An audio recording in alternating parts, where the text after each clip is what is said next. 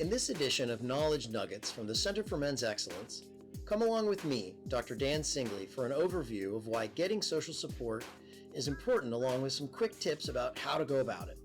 Too many people, and adult men in particular, struggle with loneliness and isolation, even while we're surrounded by people. So let's look at some easy ways to manage this all too common issue.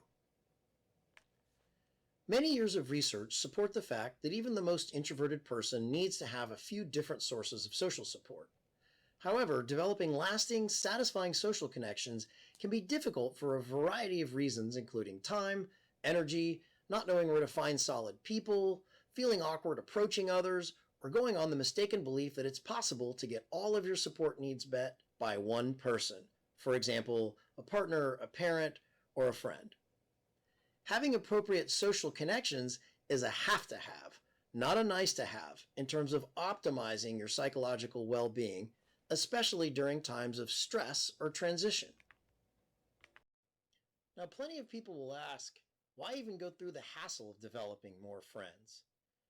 Well, the idea is, imagine that you're a house with only one wall, with a roof balancing precariously on it. If something happens to that one wall, you fall. The problem is that if you only have one real source of support, you're likely to feel isolated, to risk burning out the one person who supports you, and interestingly, at some level, come to resent that person for not being able to meet all of your needs. Most importantly, if something happens to your one source of support, you fall hard. Now, the case may even be that you don't feel that you have even one source of support. You don't need a zillion best friends, but you do need at least 4 supportive people other than a romantic partner or your family. A table needs 4 legs to have stability, and you need 4 supportive buddies for the same reason.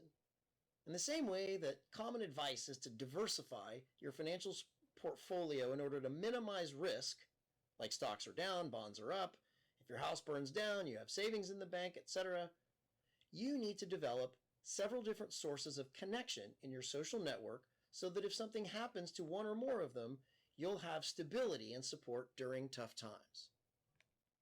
Now, I often hear common justifications from patients of mine like pity party, dirty laundry, looking weak, it's none of their business, talking about it won't help, it's been too long, it'll be awkward to reach out now, or they won't get it, as justifications to avoid talking with supportive people in their lives.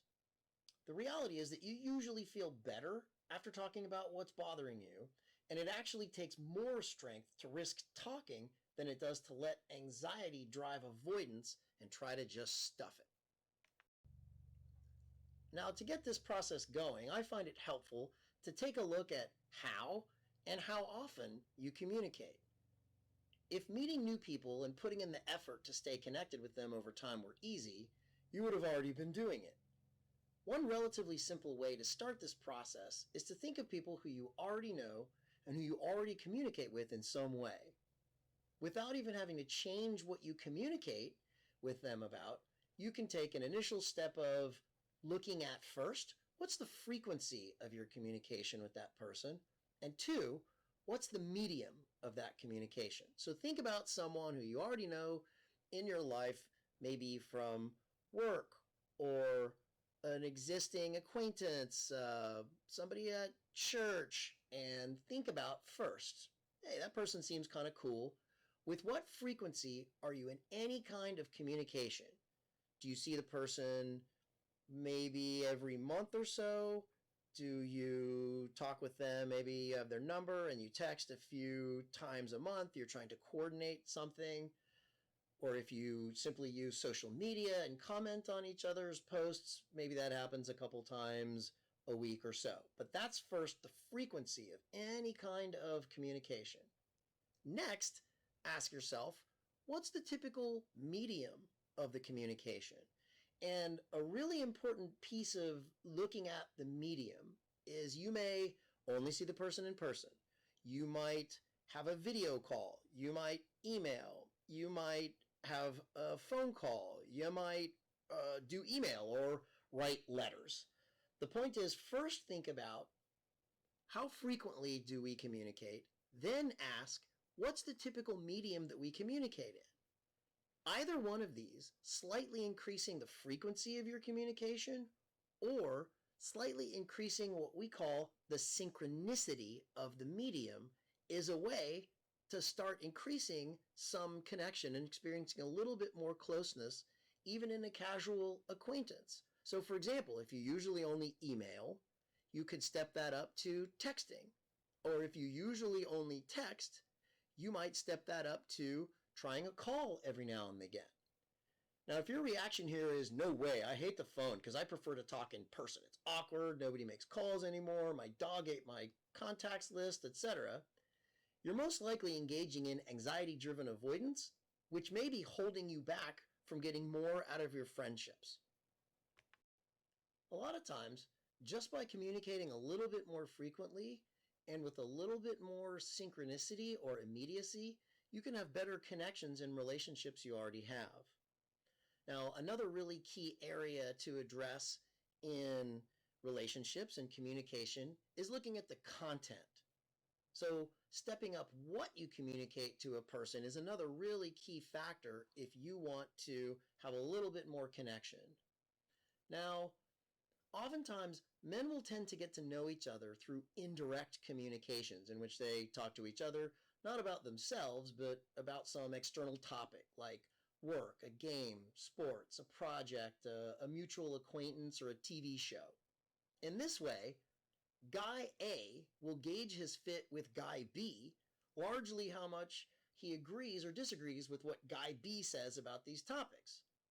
But over time, as the two guys become closer, that closeness can be shown by the topics they discuss being less indirect, meaning you can talk a little bit more directly about yourself, about what's important to you, and maybe even some areas of difficulty you're experiencing.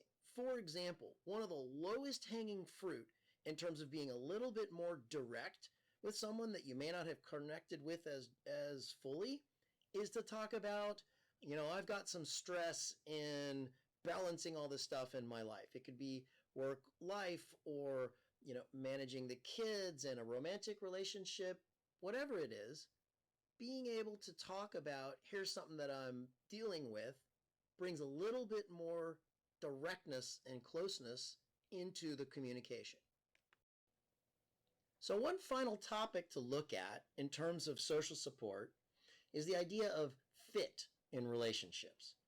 Not all friendships are equal, and the most straightforward way to gauge if a relationship is working is by taking a concrete look at the fit for both people involved.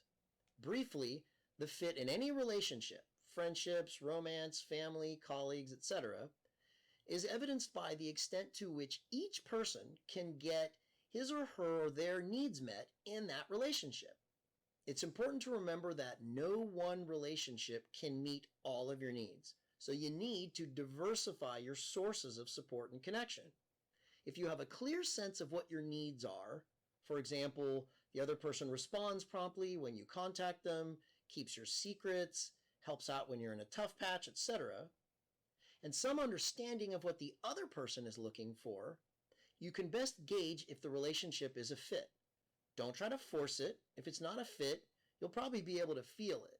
Try to figure out where the disconnect is, accept the limitation on the relationship with that person, and then move on to connect with someone else who's a better fit. There is no failing or succeeding in relationships. They either fit or they don't. So, to wrap up, we talked about the need for everyone to diversify their sources of social support, and that it is generally problematic to have no sources of support and or to try to get all of that support need met by one person.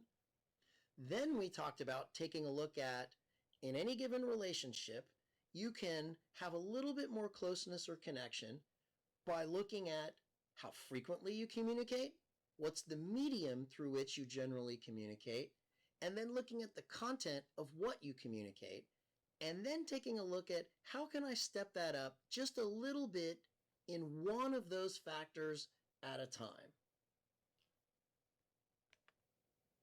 So if you're someone who feels like you're not leaning in on relationships enough or feeling isolated, think about starting with one person that you might reach out to in a different medium, maybe dealing a little bit more directly with more personal information, or just connecting a little bit more frequently. It sounds really straightforward, and it is, but it's also very hard to push past the concerns about anxiety and awkwardness. So get out there and connect with people. So this concludes this installment of Knowledge Nuggets by the Center for Men's Excellence. I'm Dr. Dan Singley, and you can access more resources, including the rest of our Knowledge Nuggets, online at our website, www.menexcel.com, or on social media @menexcel.